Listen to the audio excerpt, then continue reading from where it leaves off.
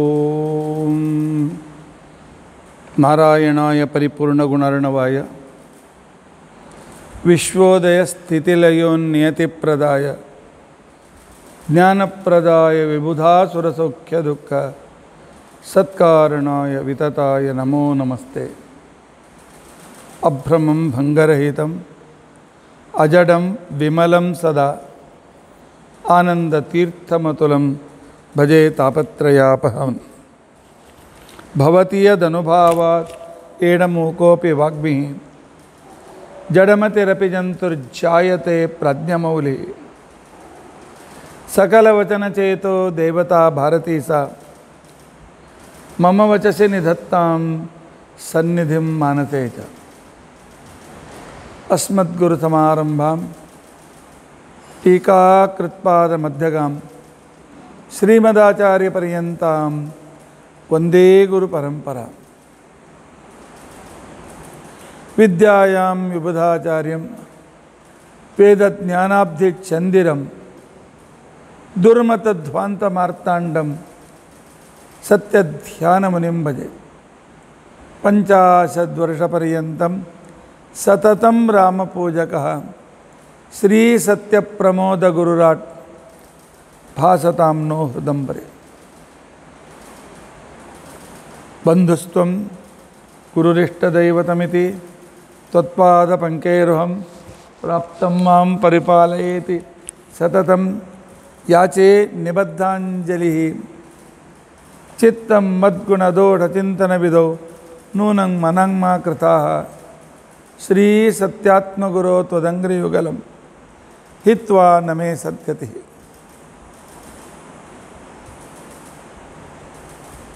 यैरहं शुकवत् सम्यक् शिक्षितोऽस्मि कृपालुभिः तान् वन्दे धेनुपाचार्यान् तत्त्वज्ञानार्थसिद्धये।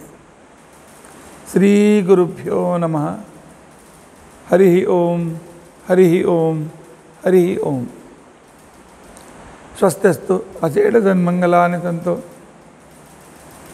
श्लोकैकश्रवणपठनमात्रेण वक्तुश्च श्रोतॄणां निखिल कलिकृत कल्मषापनोदनपुटतले धर्माद्यखिल पुरुषार्थ साधनीभूते अद्य सदाचार स्मृति विवरणारंभे सति किंचित पूर्वकथानुवादः। हरिः ओम हरिः ओम हरिः ओम।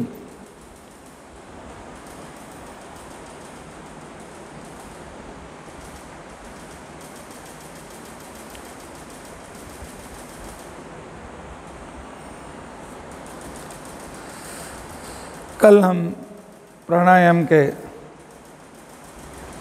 अंतर्गत प्रणवस्य परब्रह्म ऋषि इस संदर्भ में ऋषि देवता छंदस और विनियोग के बारे में जान लेना अत्यंत अनिवार्य है। इस तरह के चिंतन करते हुए ओंकार की महत्ता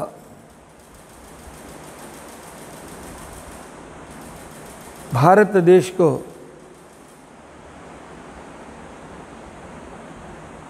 एक ऐसी वस्तु मिली है जैसे बिग बैंग थ्योरी में एक एटम का इतना बड़ा स्फोट होता है जिससे पूरा संसार में एक तरह की सृष्टि और हलचल शुरू हो जाती है। इसे कुछ गॉड आइटम उसे बोलते हैं।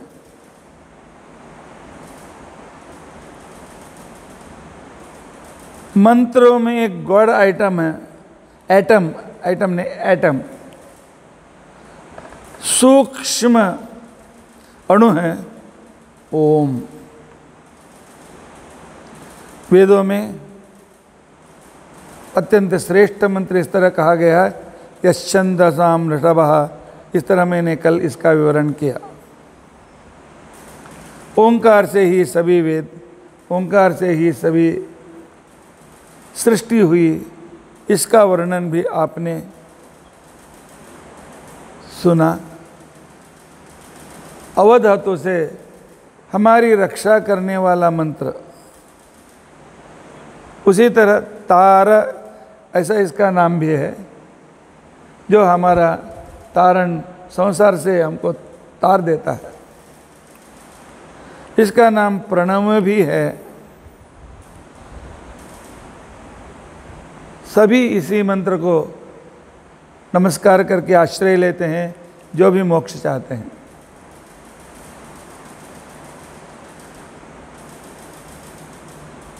ओम इति व्याहरण मंत्रम, ओंकार का व्याहरण करते हुए जो प्राण छोड़ता है उसे मोक्ष प्राप्त होता है। इस तरह भगवान श्री कृष्ण भी कहते हैं। ओम इत्येकाक्षरम ब्रह्म, और इसको ब्रह्म भी कहा गया, अर्थात भगवान का स्वरूप। ठीक है, इसका उच्चारण कैसे करना चाहिए? ओम नारायणाय स्वाहा, ओम माधवाय स्वाहा नहीं। इसमें 8 मात्राएं हैं। अकार, उकार, मकार, नाद, बिंदु, घोष, शांत, अतिशांत।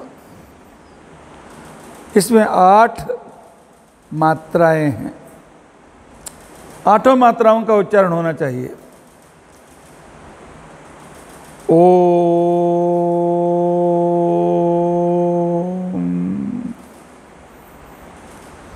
चढ़ करके फिर उतरते नीचे आना चाहिए। ओम,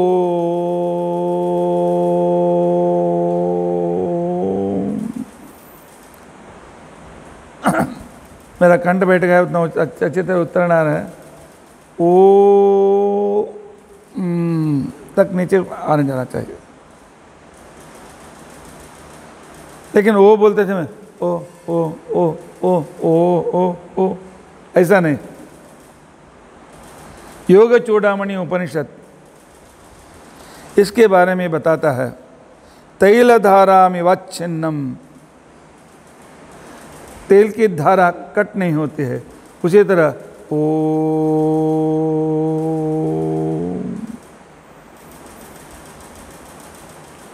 बीच में कट नहीं होना चाहिए।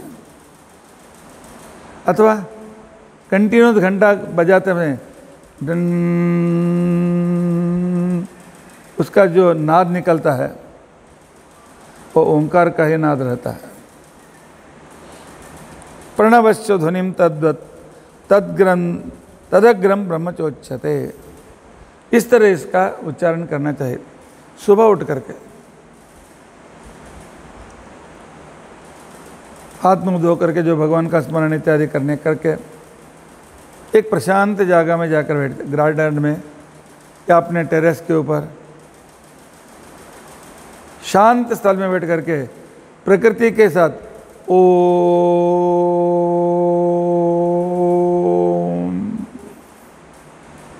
कम से कम 10 बार इस तरह उच्चारण कीजिए। किसी दूसरे प्राणायाम की जरूरत आपको नहीं पड़ती, क्योंकि उससे शरीर के सभी अंगाराम लोग बाहर निकल जाते हैं। पूरक भी हो गया, कुंभक भी हो गया, रेचक भी हो गया, उसमें तीनों आ जाते हैं। इतना ही नहीं, स्मृति भी कहती है घंटा निनादवत दीर्घा ब्रह्मारंभावसानयो। यह आरंभ में उत्तर समय ओम, इस तरह दीर्घ के साथ ही यह निश्चित रूप से आना चाहिए। भगवान का ध्यान भी करना है। ओम ओम,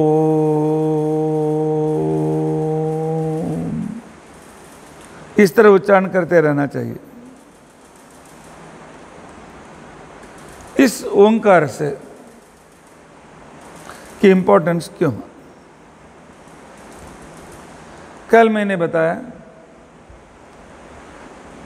पूरे तीनों वेदों का सार है पुरुष सूक्त। पुरुष सूक्त का सार एब्रिज रूप है गायत्री।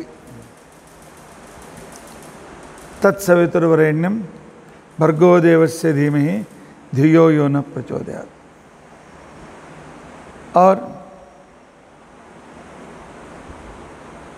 इसका एब्रिज रूप है, जैसे छोटे छोटे होते शक्ति बढ़ जाती है अणु में, स्थूल रूप से अणु तक हम जाते हैं, शक्ति एक ही जगह पर तो स्थिर हो जाती है। गायत्री मंत्र के संक्षिप्त रूप है ओम भूः ओम भुवः ओम स्वः। इसको व्यस्त व्याहृति बोलते हैं। ओम भूर्भुवः स्वः इसे समस्त व्याहृति बोलते हैं। व्यस्त समस्त अलग अलग और एक मिलकर भी बोलना चाहिए। ओम भूर्भुवः स्वः तत्सवितुर्वरेण्यं गायत्री मंत्र बोलते समय प्राणायाम में ओम भूः ओम भुवः ओम स्वः ऐसा होना चाहिए।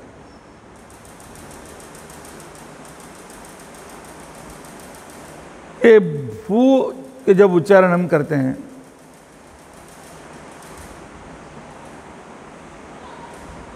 इसका संक्षिप्त रूप है अ उ म। यह व्यस्त प्रणव हुआ। समस्त प्रणव ओम, समस्त प्रणव हुआ। इस समस्त प्रणव की विशिष्टता क्या है? यह अकार उकार नाद ओ घंटा बजा करके छोड़ दीजिए, ऐसा उसको नाद, और जाकर रुक जाता है। बिंदु घोष शांत अति शांत, चढ़ करके उतरना। ये 8 अक्षर भगवान की महिमा को बताते हैं।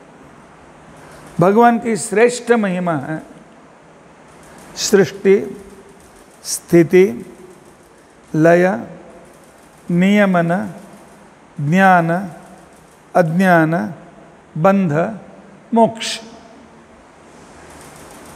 यही भगवान की विशिष्टता है। भगवान को कैसे माने, भगवान को कैसे स्वीकार करें? ये सारी सृष्टि किसने की? तुमने, हमने, किसी ने?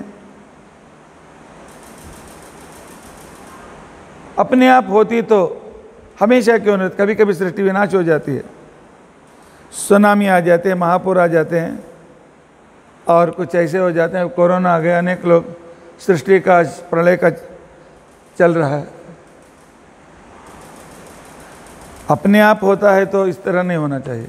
वुहान से कोरोना नहीं आना चाहिए था, उसे किसी ने बनाया। उसी समय सिर्फ सृष्टि हुई नहीं, उसका स्थिति भी हो रही है। स्थिति मतलब रक्षण। भगवान ने सृष्टि की, बीज भी दिया, अंडे भी दिए, और मनुष्य के रूप में ब्रह्मा जी इत्यादियों को, जीवों को भी दिया, उनके लिए शरीर भी दिया, उनका संरक्षण की व्यवस्था की। हर एक वस्तु, एक छोटी सी चींटी छोड़ दीजिए, जो अमीबा के जैसे जीव जब मिलते हैं, छोटे से दूरबीन से दिखाई देते हैं, लेकिन उनके लिए भी ब्रेन है, उनके लिए भी आँखें हैं, कान हैं, मुंह है, खाते हैं, और डाइजेशन सिस्टम है, उनके लिए भी संतान उत्पादन की परिस्थिति है। एकदम अत्यंत छोटा, अत्यंत छोटा, उसे हाथ में भी हम पकड़ नहीं सकते। इस तरह की, और उस हर एक के लिए आहार है। कोई भी जीव जंतु बिना आहार का नहीं है। खाते हैं, संसार में छोड़ दो, हमारे सिर से लेकर के हमारे हम जो विसर्जन करते हैं, विसर्जनांग तक और नीचे पैर तक अनेक अरब जीव जंतु हमारे शरीर में है। वो जीव जंतु हैं, इसलिए हम जो खाते हैं और तो उसका जीर्ण विशीर्ण इत्यादि करना, विभाग करना, उसमें जो चाहिए उसको निकाल देना, जो चाहिए रखना, ये सब व्यवस्था करते हैं। करोड़ों करोड़ों रोगाणुओं को मारने के लिए हमारे यहाँ तो सफ़ेद पेशियाँ भी हैं, असंख्य पेशियाँ शरीर में है। इतने सब जंतुओं की रचना और उसका काम, उनका आहार, वो कुछ हमें साधक भी हैं, कुछ बाधक भी हैं। बाधक को निकालना, साधक को रखना, यह शरीर का धर्म होता है। लेकिन अंदर रह करके भगवान इसका नियंत्रण करते हैं। सृष्टि, स्थिति, लय, विनाश, विनाश करने वाले भगवान को स्तोत्र करें कि हाँ, करना ही चाहिए। क्योंकि पेड़ के पीले पत्ते नहीं गिरे, नए पत्ते नहीं आएंगे।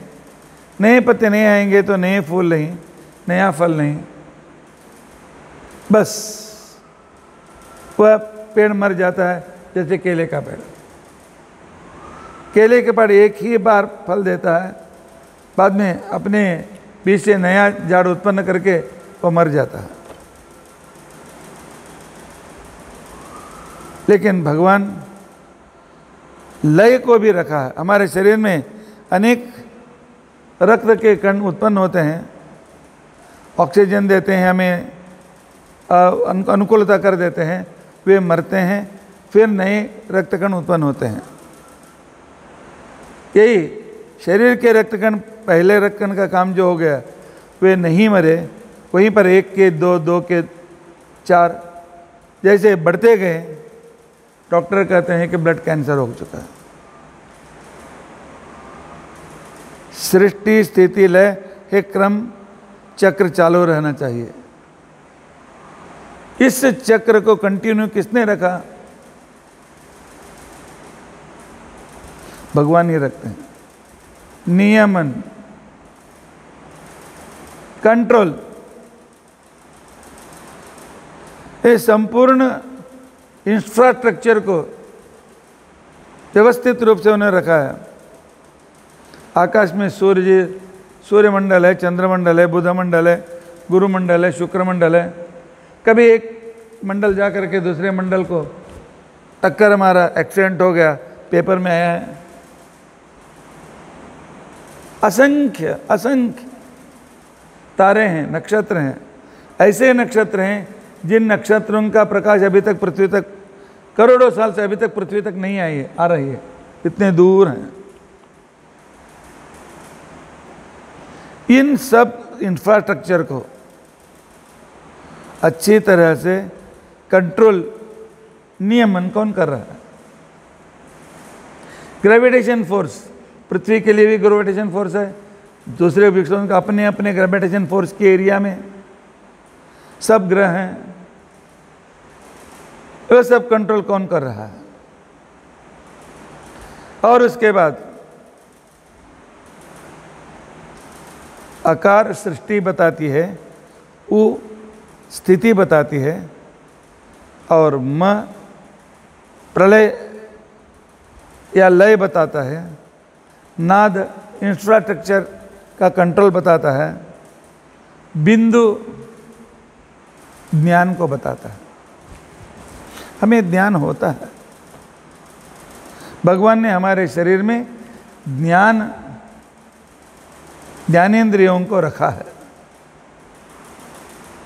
सेंसरी ऑर्गन्स हमारे शरीर में भगवान ने रखा है। तो इसके लिए हमें मालूम पड़ता है, नहीं तो हमको स्पर्श मालूम नहीं है और वह आग पर हाथ रखा, हमको उसका अनुभव नहीं हुआ, उसके साथ हम भी जल जाते हैं। यहाँ एक मच्छर ने यहाँ पर बैठे काटे, वो एक फ्रैक्शन ऑफ सेकेंड में उसकी सूचना एक एक होते हुए उन पेशियों के, रक्त पेशियों के द्वारा होते हुए तो ब्रेन को, कंट्रोल रूम को जाता है। कंट्रोल रूम कहता है कि उसे उड़ाओ, इस हाथ को कंट्रोल रूम ऑर्डर देता है। यह जो होता है फ्रैक्शन ऑफ सेकेंड में होता है। तो उस समय यह हाथ उसे मार देता है, उसे उड़ने से पहले मार देता है। थोड़ा आलसी होते हैं, उड़ने के बाद मारने वाले हैं, अलग हैं। उड़ने के देखते हैं उड़ गएगा, बाद में मारते हैं। तो ऐसे लोगों को हम कुछ नहीं कर सकेंगे, छोड़ दे जाओ उनको। अर्थात ज्ञान यह अत्यंत आवश्यक है। अज्ञान, भगवान ज्ञान के साथ अज्ञान भी देते हैं। ये कैसे भगवान है? अज्ञान देने वाले भगवान की पूजा क्यों करना चाहिए? मेरी मृत्यु कब है मुझे अज्ञान है। आज मालूम पड़ा तो आने से पहले मैं मर जाऊंगा घबरा करके। अंतिम दिन तक हम और भी मैं जीऊंगा तो आशा से सुख से रहते हैं। ये तो पहले मालूम पड़ा तो 25 साल से पहले, अब 24 साल हो गए, अभी 23 साल हो गए, इस तरह गिनते बैठे पहले ही मर जाते हैं। तेरे शरीर के अंदर चमड़ा निकाल दिया तो मैं आंख बंद कर लूँगा, वहाँ पर लहू बह रही है और वहाँ पर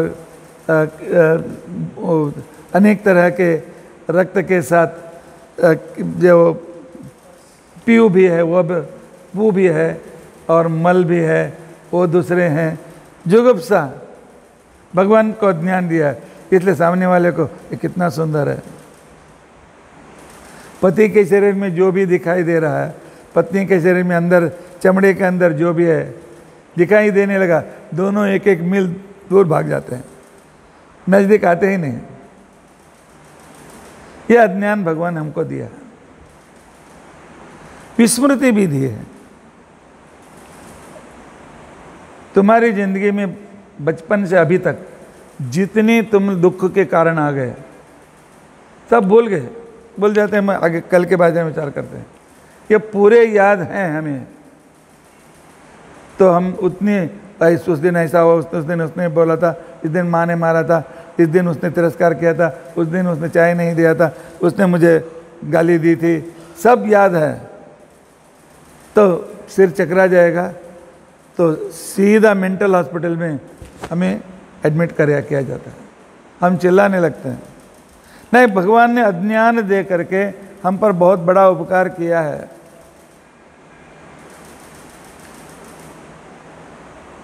और उसके साथ सृष्टि स्थिति लय नियमन ज्ञान अज्ञान बंध मोक्ष, भगवान में हमें बांध दिया है। जिनसे हम बंध जाते हैं उन्हीं ही बंधु कहते हैं। जिनके प्यार में, जिनके मोह में, जिनके आकर्षण में हम बंधे हुए हैं, वे हमारे बंधु हैं। अर्थात जिन्हें दुख हुआ तो हमें भी दुख होता है, जिनको बुखार है तो हम दुख होता है, जिनको सुख हुआ तो हम सुख होता है। बच्चे का जन्म हमारे घर में हुआ वह बच्चा माँ को मालूम है कहाँ से आया है, वह बच्चा कहाँ से आया, वह बच्चा किसके पहले कौन था, मेरा रिश्ता क्या था, पहले किसका लड़का था, कुछ मालूम है नहीं। जब जन्म मोह शुरू हो गया, क्योंकि संसार को चलाने के लिए एक के दो आकर्षण रहना बहुत जरूरी है। साइंस में भी एक से दूसरे का जो आकर्षण होता है उसकी भी बहुत बड़ी जरूरत होती है। एक अणु दूसरे अणु को आकर्षित नहीं किया तो संसार में कोई काम नहीं हो सकता है।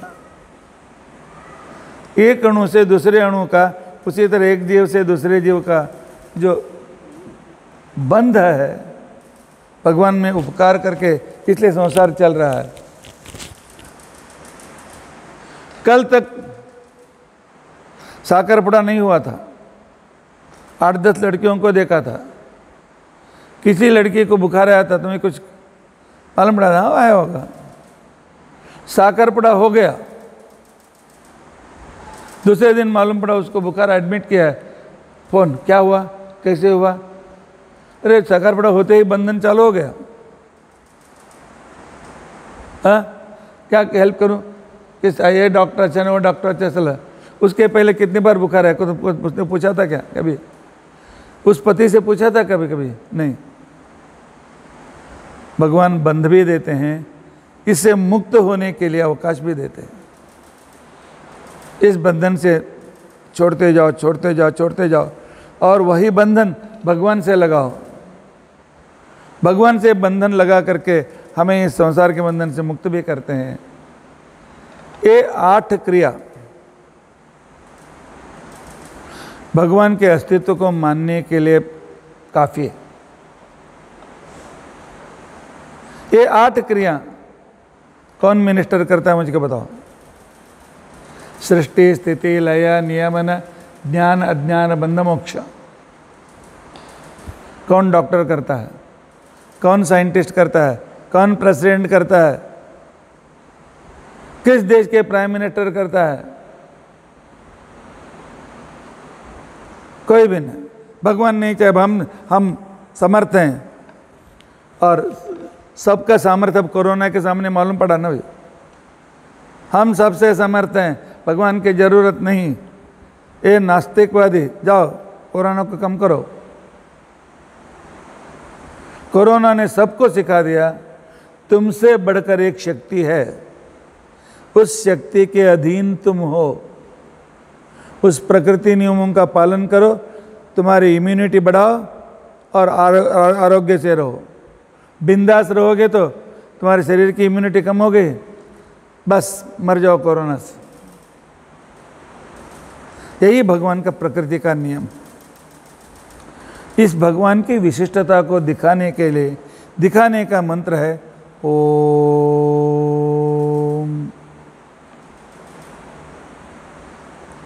नहीं तो बताइए आपके ये 8 कौन कर रहा है। उपनिषद बताता है ओंकार प्रभवम सर्वम।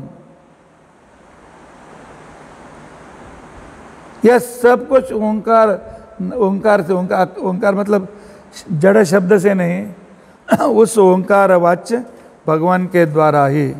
इसके लिए कहा गया सर्वम खल्विदम ब्रह्म।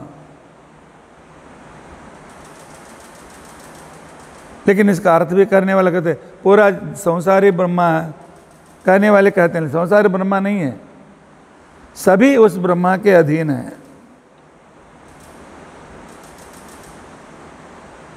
या गुरु जी का घर, एक गुरु जी करके एक गुरु जी या घर गुरु जी है, घर के मालिक गुरु जी। या राघवेंद्र स्वामी जी का मठ है, तो राघवेंद्र स्वामी जी के सन्निधान का मठ है, उनका मठ यही मठ नहीं है। इसी तरह सर्वम खल्विदम ब्रह्म, सब दगड़ जो भी मिलते हैं, मिट्टी और शिला जो भी हैं, ये सब ब्रह्म है, नहीं जड़ ब्रह्म नहीं हो सकता। उसमें ब्रह्म है, उसके अंतर्गत काम करने के लिए ब्रह्मा जी हैं, लेकिन वही ब्रह्मा नहीं है। और इसी तरह ओंकारम सर्वम वाच्यम तत्परमम ब्रह्म ओमिति गुम सर्वम। तैत्तिरीय उपनिषद कहता है यह पूरा संसार ही ओंकार वाच्य परमात्मा है, अर्थात ओंकार वाच्य परमात्मा के अधीन हो करके यह सब कुछ काम होता है।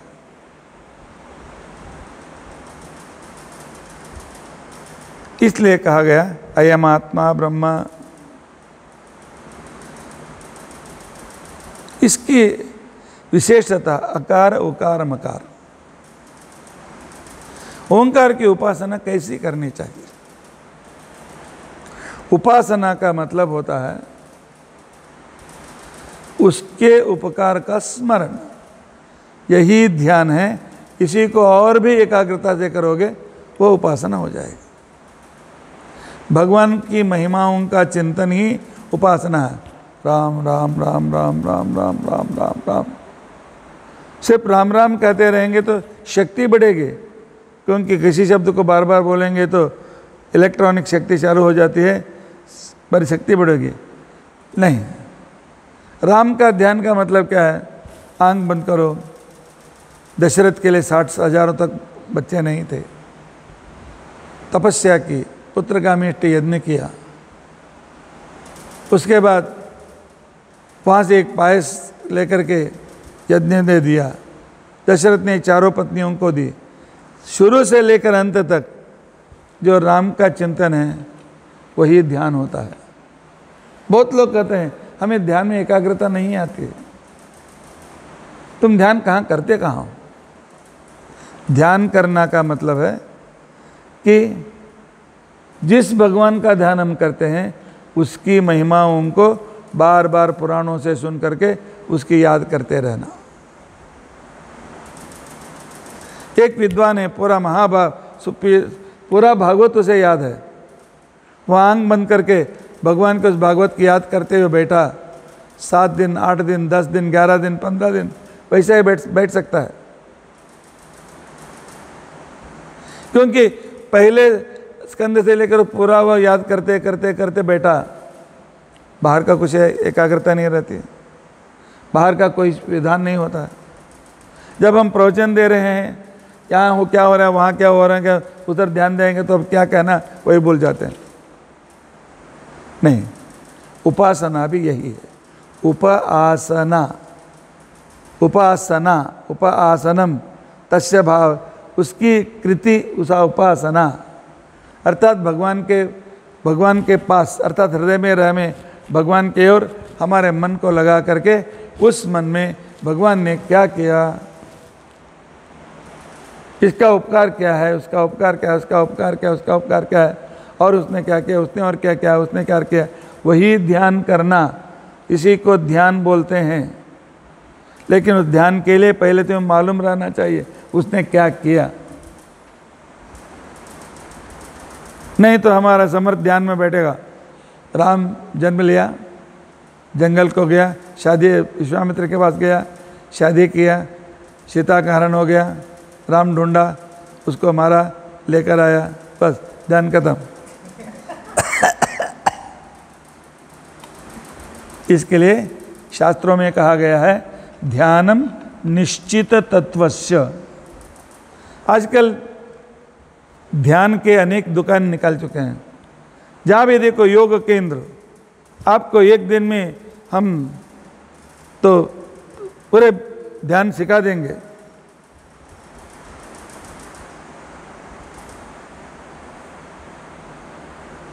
ये क्या एक दिन में ध्यान सिखाएंगे? अरे भगवान कुंडलिनी जागृति करके देंगे एक ही दिन में। नहीं, कुंडलिनी जागृति के लिए एक जन्म नहीं अनेक जन्म जाना पड़ता। क्यों? क्योंकि श्वास निरोध करके इड़ा विड़ा पिंगला वज्रिका आर्यका सुषमना में जा करके तो उसका ध्यान करते करते करते करते अनेक दिन जाने पर आहिस्ते आहिस्ते आहिस्ते आहिस्ते वह जो शक्ति है तो हमारे जो सुषुम्ना नाड़ी का प्रारंभ होता है स्पाइनल कॉर्ड के आदि मूलाधार में, वहाँ एकत्र होने के बाद वहाँ उदान वायु मुंह खोलती है और उसके बाद कुंडलनी जागृत हो गई तो योगी क्या करता है, उसके सुषुम्ना के द्वारा सहस्रार चक्र में जाकर के भगवान में लीन हो जाता है या शरीर चला जाता है। कुंडलनी जागृति अर्थात अंतिम समय में कुंडलनी को जागृत करके सुषुम्ना से प्राणों को भगवान में समर्पित करना, यह कुंडलनी जागृति है। तब तक जो भी होता है वह कुंडलनी जागृति के लिए सीखना है। बंदूक कैसे मारना सीखना है, और बंदूक से गोली निकल गई, सामने वाला मर गया। कुंडलनी जागृति चरम शरीर में होता है, बहुत लोगों को मालूम नहीं। ऐसे यहाँ वहाँ थोड़ा थोड़ा आजकल बहुत लोग उस पर प्रवचन देने वाले भी हैं। नहीं, ध्यानम, आचार्य जी ने कहा ध्यानम निश्चित तत्वस्य। जिस भगवान के बारे में आप जानना चाहते तो पूरी तरह से जान लो,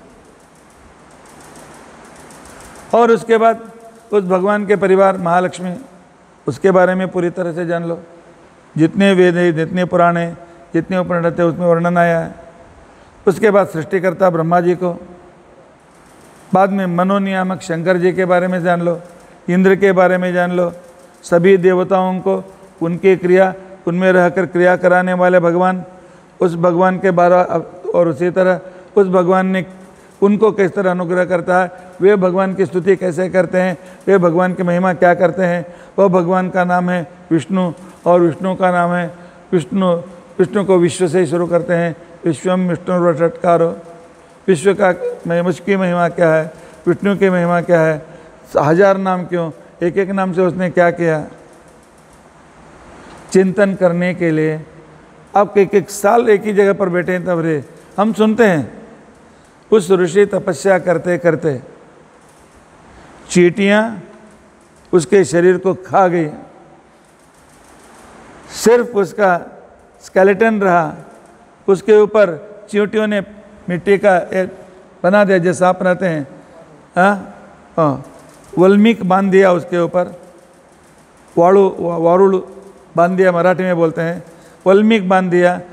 बाद में उससे से ऋषि बाहर आए तो उतने दिन क्या कर रहे थे वे, सिर्फ राम राम राम बोल रहे थे। नहीं, राम की महिमा, वही राम विष्णु, वही राम षट्कार, ऐसे अनंत नामों को गुरु के द्वारा समझ करके उसका चिंतन। अग्निमीळे पुरोहितम, पहले सूक्त में क्या उसकी क्या महिमा है, दूसरे सूक्त में क्या महिमा है, ऐसे कितने सूक्त हैं, 1160 श्लोक, 1160 सूक्तों में क्या उसकी महिमा चिंतन करते करते कब मेरा शरीर श्वास रहता है, चींटी क्या करते हैं शरीर खा जाते हैं मालूम ही नहीं पड़ता। उसी को कहते हैं समाधि अवस्था। इसके लिए भगवान की विशिष्टता को जानने के लिए हमें उसकी महिमा को जानना अत्यंत आवश्यक है। इसलिए अगर कोई आदमी भगवान की प्रतिमा सामने मन में या देखते ध्यान करते बैठा तो फल नहीं मिलेगा। मिलेगा प्रतिमा, लेकिन प्रतिमा ही भगवान नहीं, प्रतिमा में भगवान है, प्रतिमा में भगवान है। याद रखो, नहीं प्रतीके नहीं सहा। हम इस पंचलोह की प्रतिमा को ही भगवान नहीं बताते हैं, उसमें प्राण प्रतिष्ठा करके हमारे भगवान को याद करने के लिए एक चित्र चाहिए, एक मूर्ति चाहिए। चित्र कहीं हवा है तो उड़ जाता है, फोटो कीड़े खा जाते हैं, इसलिए पंचलोह की बनाने झंडे रहने के लिए पत्थर से हमने मूर्ति बनाई, लेकिन वह पत्थर ही भगवान नहीं है।